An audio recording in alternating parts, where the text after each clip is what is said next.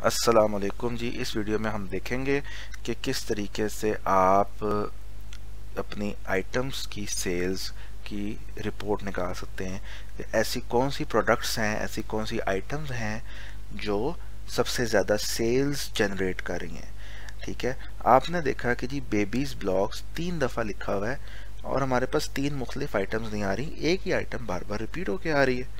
ऐसा नहीं होना चाहिए, आप भी जानते हैं ये सही रिज़ल्ट नहीं है।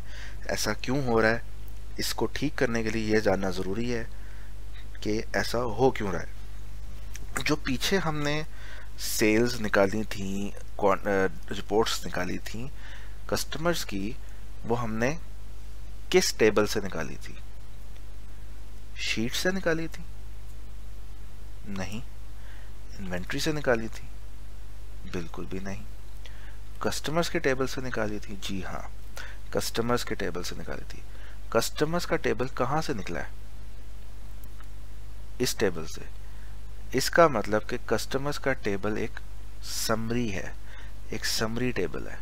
इसके अंदर चीज़ें समराइज होके ऑलरेडी आ रही हैं, चीज़ों को हमने फॉर्मूलाज लगा के समराइज किया हुआ है। ठीक है, जबकि जो डेली सेल्स की जो शीट है हमारी, जिसको सेल्स शीट कहूँगा मैं, सेल्स शीट के अंदर कुछ भी समरी नहीं है। इसको ट्रांजैक्शनल डाटा कहते हैं।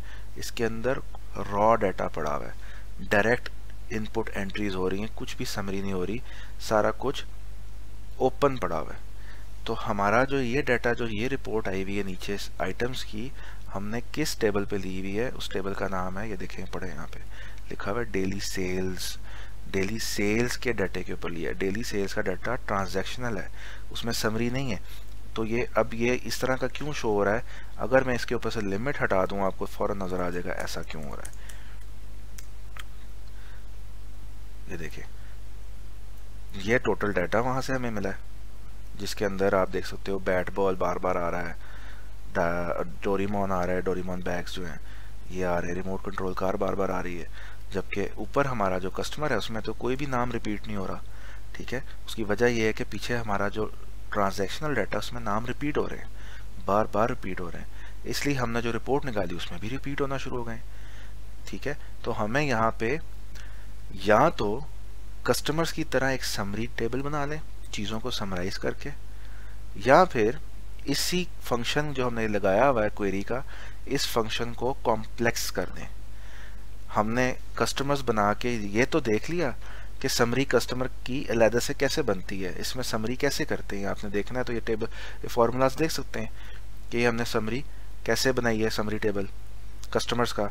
लेकिन इन्वेंट्री का कस्टमर, जो हमारा जो सेल्स, जो आइटम्स की जो समरी है, वो एग्जिस्ट नहीं करती हमारी इस प्रोजेक्ट के अंदर। ठीक है, तो अब हमें वो सीखना है कि अगर कोई समरी टेबल ना एग्जिस्ट करता हो तो रिपोर्ट कैसे बनाई जाती है।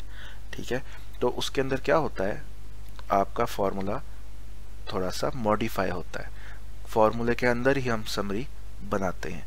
ठीक है, तो हम फॉर्मूले के अंदर समरी कैसे बनाएंगे, जैसे यहाँ बनी थी। अब आप देखो कि यहाँ पे हमने क्या फॉर्मूला लगाया हुआ है, सम का फॉर्मूला लगाया है ना समरी के अंदर, कि हम चीज़ों को ऐड कर रहे हैं, प्लस कर रहे हैं, तो हमें यहाँ पे प्लस करना है।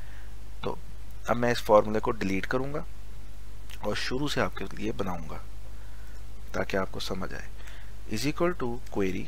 अब हम क्या कर रहे हैं, अपना जो फंक्शन बना रहे हैं उसके अंदर ही समरी बना रहे हैं। ठीक है, बजाय कि एक नई टैब बनाई जाए। बुरी बात नहीं है टैब बनाना, हमने कस्टमर्स की भी समरी बनाई थी ना। मैं सिर्फ आपको मज़ीद चीज़ें सिखा रहा हूँ। हर दफ़ा मैं टैब बना दूंगा तो आप सीखोगे क्या?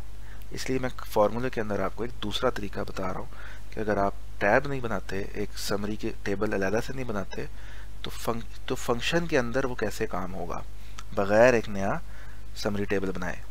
तो अब हम क्वेरी का फंक्शन शुरू कर लिया हुआ है। इस क्वेरी के फंक्शन के अंदर हम रॉ डाटा सेलेक्ट करेंगे क्योंकि हमारा और कहीं भी ये डाटा नहीं पड़ा हुआ। ठीक है, कौन सा वाला डाटा, कि हमारी कितनी आइटम्स, कौन सी आइटम सबसे ज़्यादा सेल हुई हैं। ये सेल आखिर पे पड़ी हुई है और ये आइटम्स के नाम है। कि हमने दोनों सेलेक्ट कर ली सारी चीज़ें, कॉलम ई से लेके जे तक। अब हमें कौन सा कॉलम चाहिए, कॉलम ई चाहिए। और समरी किस कॉलम की चाहिए, कॉलम जे की चाहिए। कॉलम जे को हम कह देंगे सम कर दो। अच्छा, सम तो कर दे, लेकिन सम करके किसके अगेंस्ट शो करे।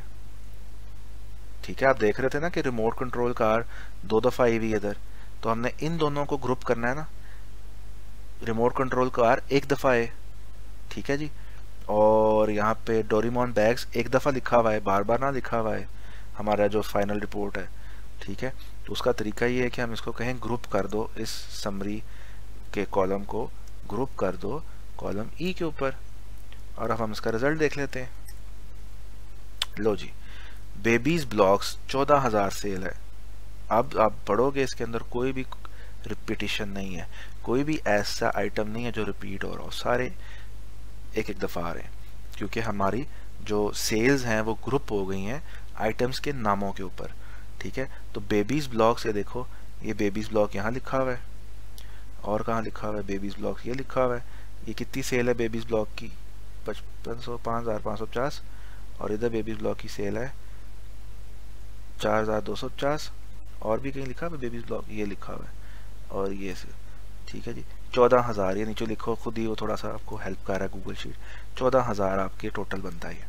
ठीक है, तो हमारी जो रिपोर्ट है वो भी तो यही कह रही है, 14,000 बेबी ब्लॉक्स की सेल है, 14,000, लेकिन ये सही तरतीब में नहीं है। ये देखो 7,000 नीचे लिखा हुआ है, 25 ऊपर लिखा हुआ है, तरतीब नहीं इसकी सही। तो अब हम इसको तरतीब सही करके देते हैं। इसे कहते हैं ऑर्डर बाय समरी वाला जो कॉलम है हमारा जे, उसे कहते हैं डिसेंडिंग, कि बड़े से छोटे की तरफ आए। ले जी, बड़े से छोटे की तरफ आ गया।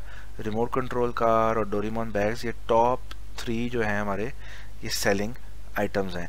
अब हमने इसको लिमिट लगानी कि हमें यार बाकी ना दिखाओ, हमारा कोई इंटरेस्ट नहीं उसमें, हमें सिर्फ ये देखना था कि टॉप 3 सेलिंग आइटम्स कौन सी हैं। ठीक हो गया, तो अब हम इसको देखते हैं, इस पर लिमिट लगा देते हैं, लिमिट 3। लो जी, हमारी 3 रिपोर्ट्स तैयार हैं। ठीक हो गया, इट्स वेरी इजी। फार्मूला अब आपको मैंने समझा दिया है, वीडियो बार बार देख के इसको फार्मूले को समझें, और समझने से फार्मूला याद नहीं होता, फार्मूला कहीं अप्लाई करें।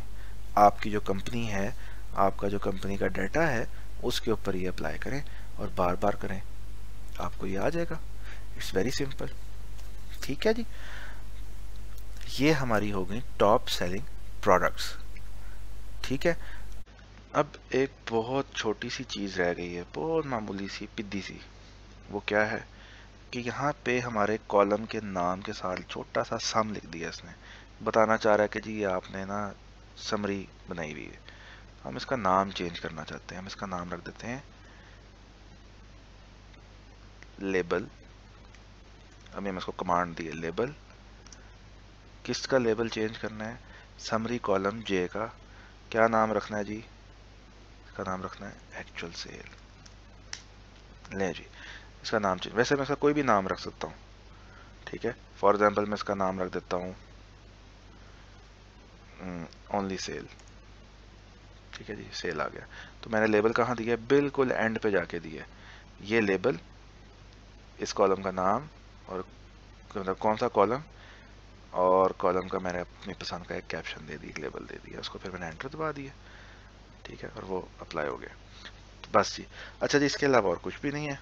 मिलते हैं नेक्स्ट वीडियो में मज़ीद एक्साइटिंग फार्मूलाज, सिचुएशंस और कॉन्टेक्स्ट के साथ। अल्लाह हाफिज़।